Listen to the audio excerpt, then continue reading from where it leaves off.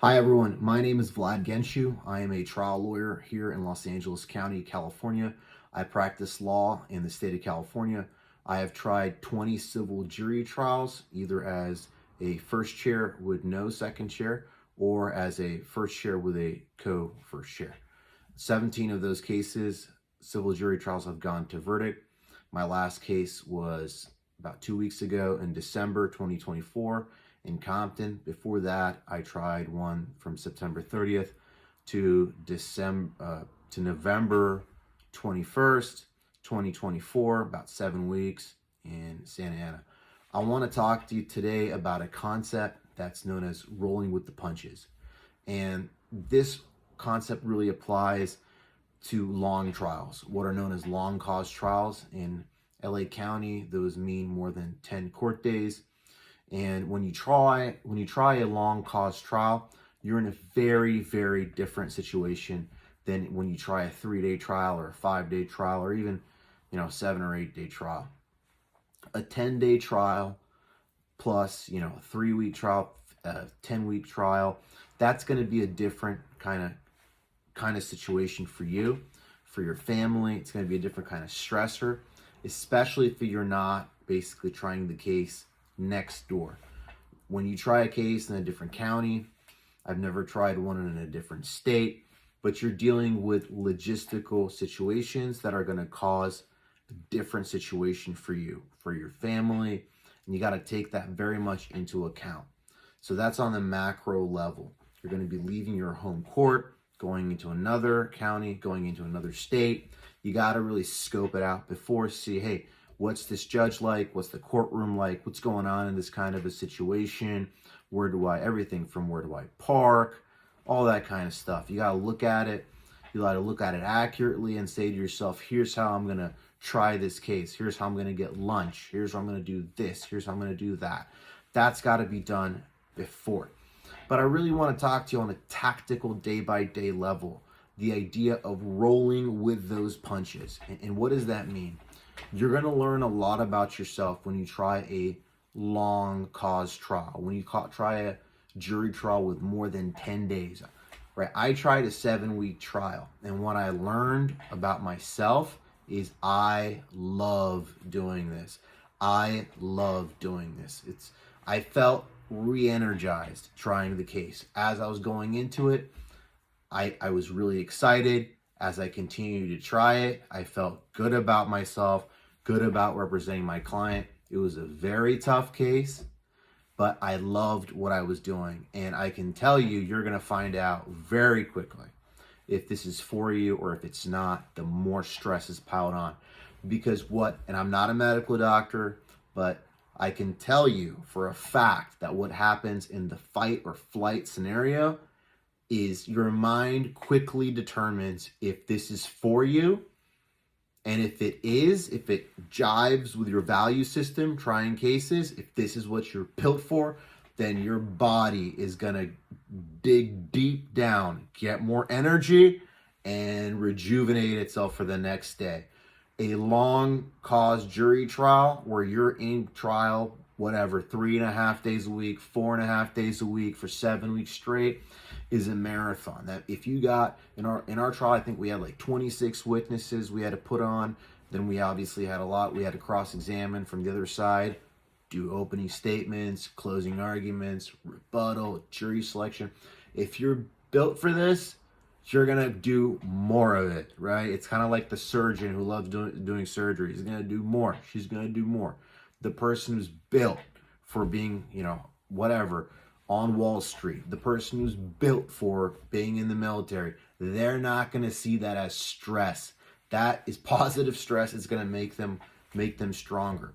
And without going into the specifics, the stressors that you deal with will make you stronger. Sometimes dealing with opposing counsel, when you get a ruling from a judge that you don't understand, even if you get sanctioned monetarily by a judge, you're able to handle it because you love it.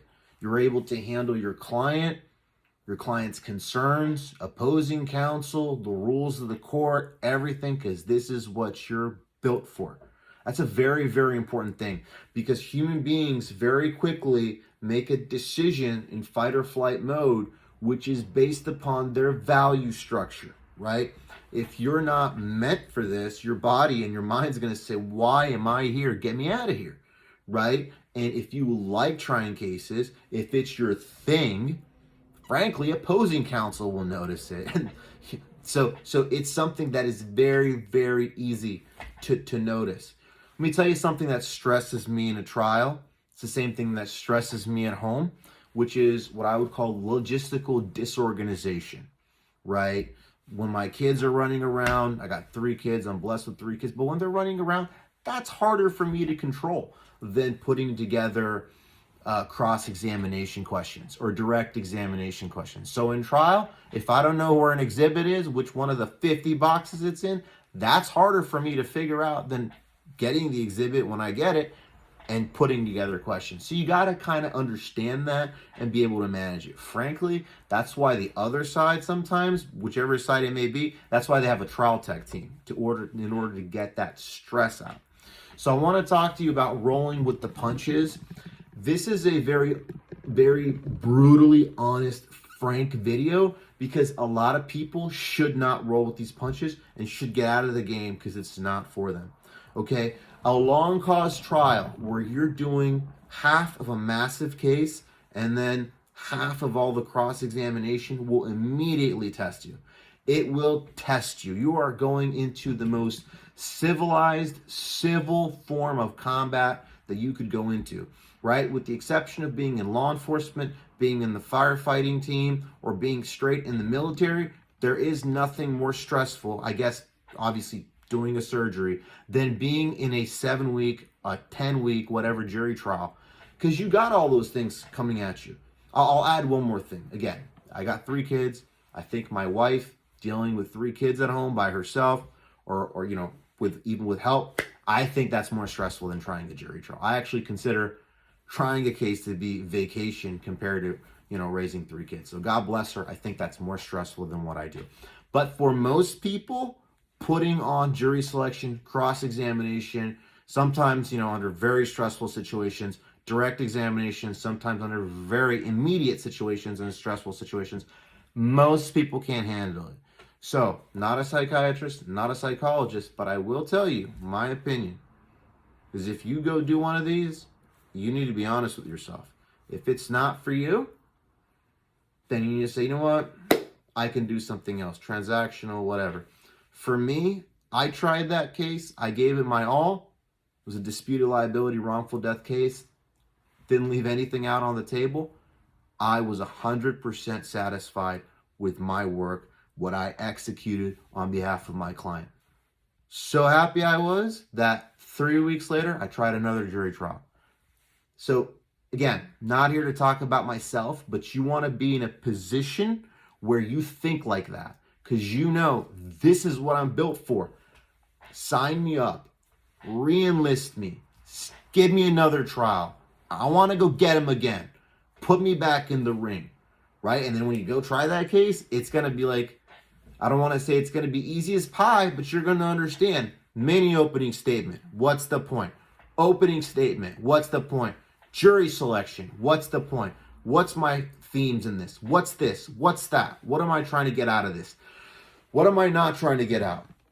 What are all the evidentiary objections that make sense? What am I trying to get out of this witness? It's not all muscle memory, but you will know after you try a big trial how to try the smaller cases, which are also very important because it does rejuvenate our civil justice system, right? Our presidential elections are obviously the biggest ticket out there, but our state representative elections in Pennsylvania or state assembly elections here in California or small mayor elections, they're also important.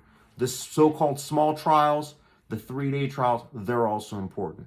And the more jury trials you do, the better it is. And again, like I've said in other videos, another thing that you can do to make yourself a better trial lawyer is to offer and volunteer and to teach younger lawyers how to try a case and to listen to other lawyers who try cases so that they can see, you know what, you're doing this good, but you could do it better. Here's how you do it better. You're missing this part. What do I do after I try a big case or after I try a smaller case after that and I have nothing on calendar, I go watch other people try cases so I can see, you know what, this guy, he knows what he's doing. She knows what he's doing. Or maybe I would have done it a little bit differently. Maybe it wouldn't have mattered. Maybe it could have made a difference. You always want to be in the ring. You always want to be fighting. Never give up. But the thing about a big case, the thing about a big stress, the thing about a marathon is it will tell you, hey, you know what? You're either up for it or you're not. And you got to be brutally honest with yourself. For me, trying a 7-week trial, loved it. Thank God for my wife, for my mother-in-law, and for my mom for helping me take care of my kids. Bottom line is, our kids, at the end of the day, you'll figure yourself out in a situation of stress. All my best at your next jury trial. Go seek justice 100%. Thank you. Happy holidays and Happy New Year.